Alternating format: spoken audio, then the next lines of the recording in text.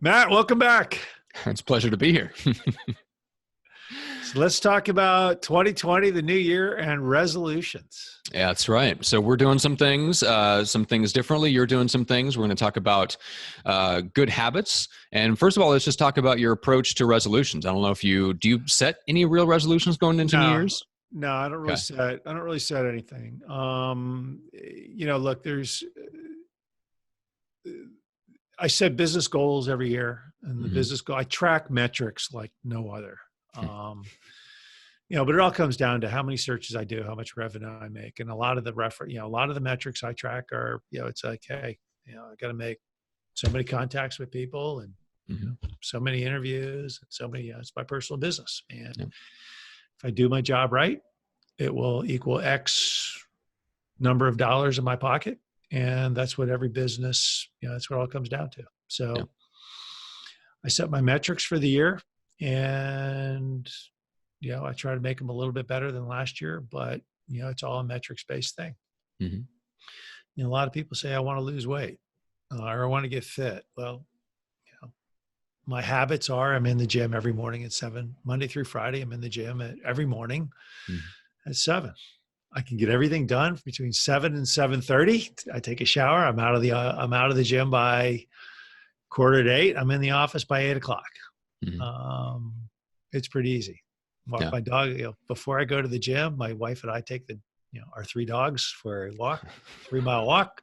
So Okay. there's a lot going on before 7 in the morning at my house. Yeah. But it's just a function of getting up at 5:30 in the morning and saying, this is what we're going to need to do. Yeah. So I don't like, I don't like resolutions, but on the flip side, as part of those habits of being in the gym every day, you see the same people. Hmm. You see the same people, you start to make friends, and making friends has benefits. Hmm. Um, I, I see one guy every day. He's a realtor. I flipped him a deal. He made 25 grand off of it. You Hmm. know, his benefit to being nice to me is he's $25,000 richer. I see another guy every day, and he knows I mentor students at University of North Carolina, Wilmington. He's like, hey, we got a lot of internship opportunities open over here. And it's a really progressive, up and coming, strong software company. Well, I'm able to, text my son and say, who's at University of North Carolina, and say, hey, why don't you call this guy and see if there's an internship there for you? Now he's got to go get it on its own merits. I'm not getting in. All he got from me was an email address. Now my son has to go get it on his merits, but he got a lead. Hmm. Walking the dogs for 3 miles and being in the gym, I'm pretty fit for someone who's squarely in my middle age. Yeah. Which also affects the energy that you bring to work and a lot of other things. But yeah, Yeah. we're talking a little bit about this behind the scenes. And the interesting thing about the habit, like the gym habit, for example, is it produces two sets of results, right? Good habits produce good results, the results that are expected from going to the gym, which is physical health and energy, right? Great, perfectly predictable. But those unexpected good results, right, that come from, let's say, sticking to a resolution. That's one of the things that you pointed out when we were talking about this earlier, was that it's like all those good habits, they don't just produce the expected results, they always produce some unexpected good results too. Like for Right. that guy who shows up and you throw him a $25,000 deal, that guy had no reason to believe that showing up to the gym every morning was going to get him a deal, No, and absolutely you might not. not get a deal. Yeah, absolutely um, not. yeah, but those things, like good habits in your life, do produce unexpected good results. Yeah, there's a guy here in my office. We see each other a couple times a week, and he's a venture capitalist and successful one. And we've talked about his industry, but he's introduced me to some local business leaders that I've really enjoyed starting to meet. And he's introduced me to some opportunities, like organizationally or just for personal and professional growth. Mm-hmm. And I'm like, wow. Yeah. He's like, hey, why don't you come on down?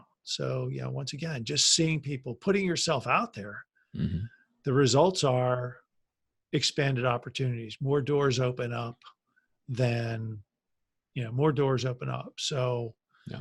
you know, inevitably in my business, the more people I meet, the more, executives I get to know, which means that I've got people I can place who want to be placed, or I've got people who want to use my services. Mm-hmm. Um, you know, but it's inevitably, it's like, you got to be, put yourself out there to help help other people. And eventually it comes back to Mm-hmm. you. And I think that's a function of good habits.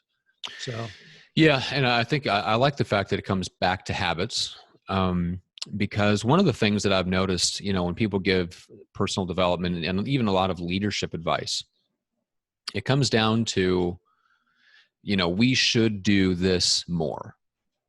It very rarely is put in terms of establish this habit. right. Make this something that you do every week or every day, right? Which, I mean, imagine if somebody told you, hey, Craig, to get healthier, you just need to exercise. You just need to be active and just do some things that raise your heart rate. Like those things don't help. If somebody comes along and says, hey, let's get you into the gym every day, and I'm going to Yep. help you establish that habit, and I'm going to help you find a workout that you enjoy, so that Right. every morning at 7 a.m. you're not dreading it, you're looking forward to it. Like, that's extremely helpful. It's actionable. And I Right. find that a lot of leadership advice and a lot of advice to business leaders are not actionable in that way, because Yep. it's things that they want you to keep in mind. Right. Right. Well, that's not helpful. Let's put this into a habit that you can establish. So the networking is a great example.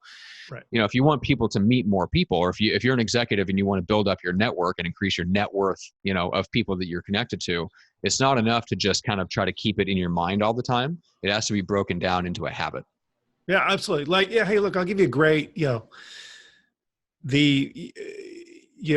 the results are always a function of the actions. If Mm-hmm. there are no actions, like, I want to be a better parent. Well, being a better parent means coming home from work at a reasonable time, a Mm-hmm. couple of days a week. Doesn't have to be every day a week. If you're a workaholic, it means coming home from work at 6 o'clock and having dinner with your kids and paying attention to them, and, doing what you need to do to be a good parent. I'll just give you a great example. So, a lot of people know my daughter was when she was 7 years old, she was diagnosed with juvenile diabetes.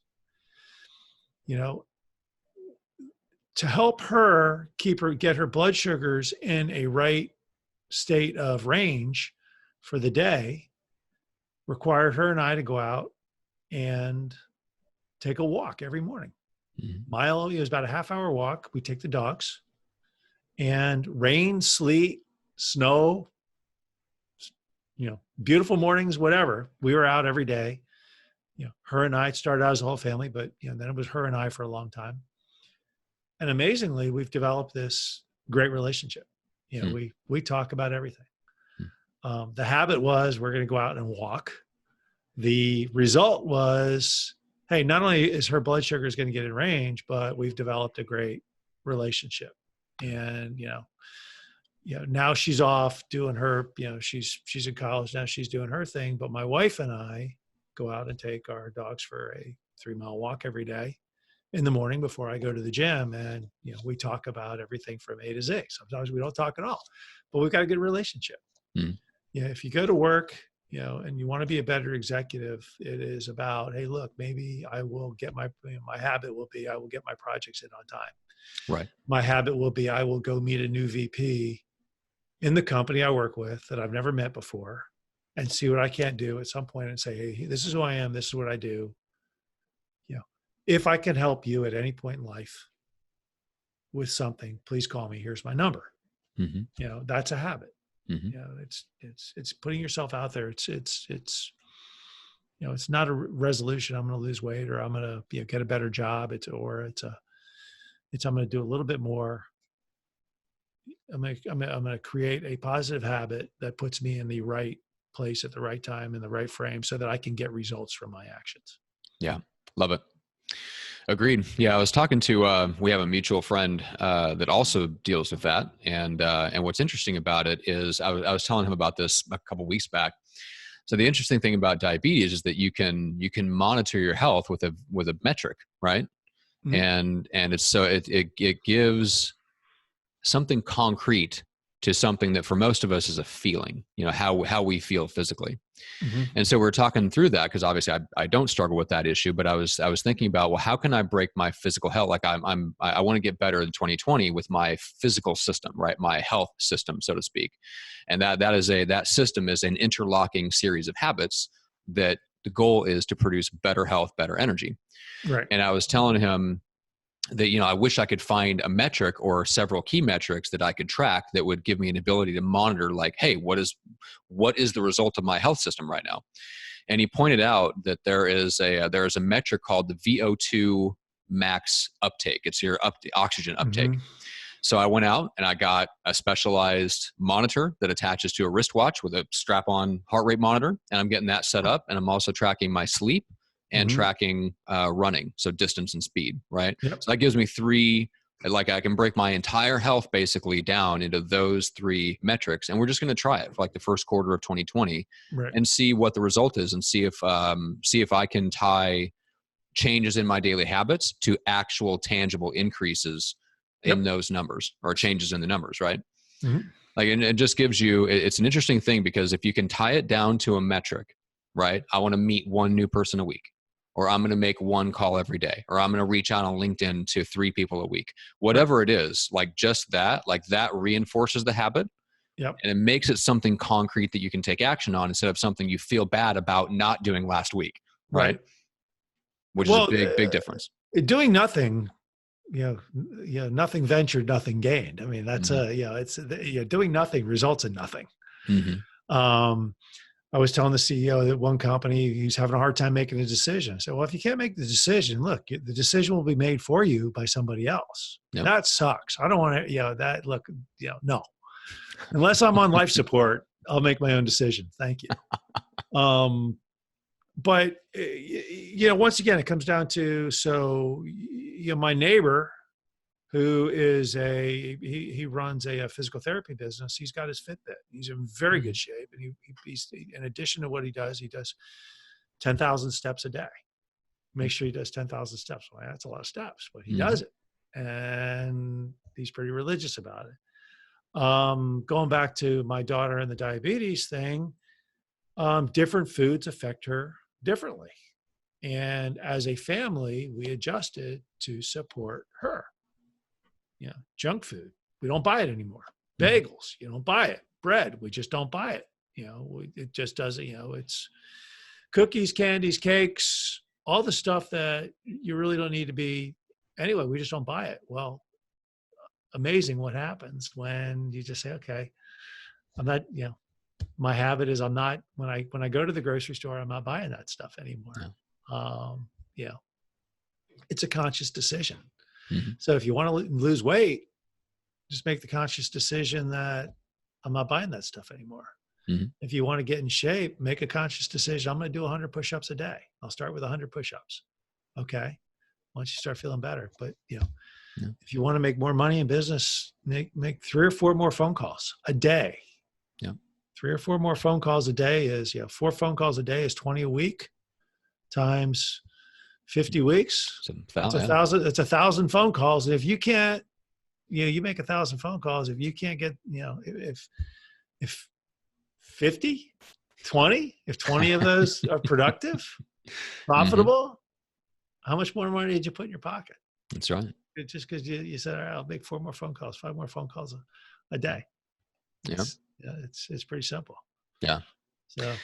Yeah, that's what happens when you stick to resolutions. The compound effect. Yeah, I mean but it's less of a resolution. It's more of a it's a conscious decision. Resolution can be broken, and people say, oh, it's no big deal if I break it. There's always next year. Yeah, it's more of a conscious decision to say, hey, this is what I'm going to do, and that's what successful people do is they make the conscious decision to quit talking and start doing. Yeah. So. All right. Well, hopefully that was inspirational, motivational for anyone listening. And Craig, how do people get in touch with you? Just call me, 910-509-7129. Email Craig at northstaresg.com. website's northstaresg.com, and this will be placed here. I think it'll be up on it'll be up on iTunes, Spotify, all the usual YouTube, places.